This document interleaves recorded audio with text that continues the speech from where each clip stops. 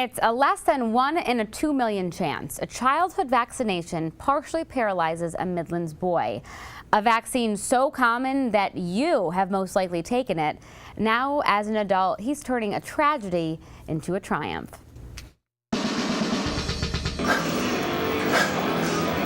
Many would call Jamie Fowler a meathead. He can bench 345 pounds, stacks out the shoulder press machine, and can curl 80-pound dumbbells per arm. Needless to say, this Midlands bodybuilder's strength is impressive. But it's the strength that you can't physically see in Jamie that's the most impressive of all. I was born healthy, normal, fine. Like I said, I was getting ready for my vaccinations for school. My parents had taken me to the health department. When Jamie was 2 years old, he contracted paralytic polio from the oral polio vaccine. I came down with a high temperature, a high fever. Once that fever broke, his right leg was paralyzed, unable to grow with the rest of his body. I grew up as with a walker, learning how to walk, and then the older I got, I had to wear a brace on my leg, and then I had to wear the built-up shoe. The oral vaccine that gave Jamie paralytic polio is no longer distributed in the United States, but it was a known side effect at the time.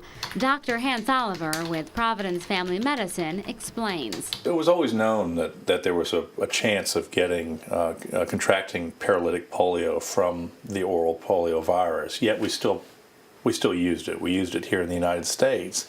And one of the reasons that we used it is that the benefits of it outweighed the small risk factor. So small, in fact, that only 1 out of every 2.4 million people develop that form of polio from the vaccine. Of course, that number isn't small to Jamie. When I was about 13 years old, my back and my hip had deteriorated so bad I had been put in a wheelchair.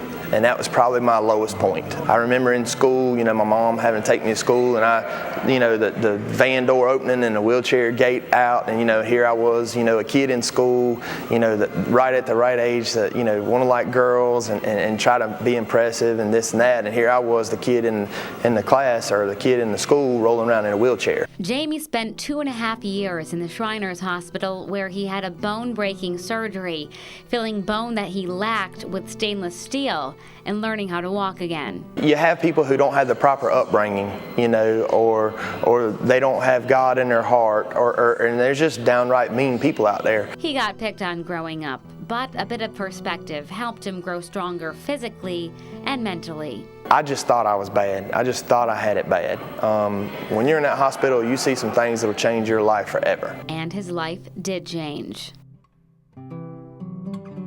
I do not think of myself as handicapped. I do not look at myself as handicapped. To help build muscle and lessen the side effects of his condition, Jamie started working out with his friend and bodybuilder, Gabe Miles. He started coming in the evenings, and I didn't know how it was going to be, what he could do, what he wasn't going to be able to do, and he came and he never missed a beat. Gabe was so impressed, he convinced Jamie to compete in a state bodybuilding competition. He finished in the top 10. The first time I walked on stage, all the bright lights, it was such an adrenaline rush. So from there on, I've been hooked ever since. Then he traveled to North Carolina, where he came in second. I have a wife and a beautiful little girl of my own. I look at the things that I do, and I want her to be proud of her father. When Jamie was younger, his motivation was often based on fitting in. Now, his motivation is based on helping others. I have so many people that'll just come over there and want to talk to you and say, hey, can I get a picture with you? Or, just want to tell you thank you. And they'll tell me about situations about their children. Maybe that's what my purpose is. My purpose is to motivate people. If I can do it, you can do it. That's for sure. Call Jamie Fowler a meathead if you want to. Just be sure to add the words motivated. To this day, the doctors tell me I should be walking with a cane, but hey, it'll be all right. I'll just walk with a little bit of a limp, no problem. And inspiring. It's been a struggle, but I feel like it's built character and made me who I am today.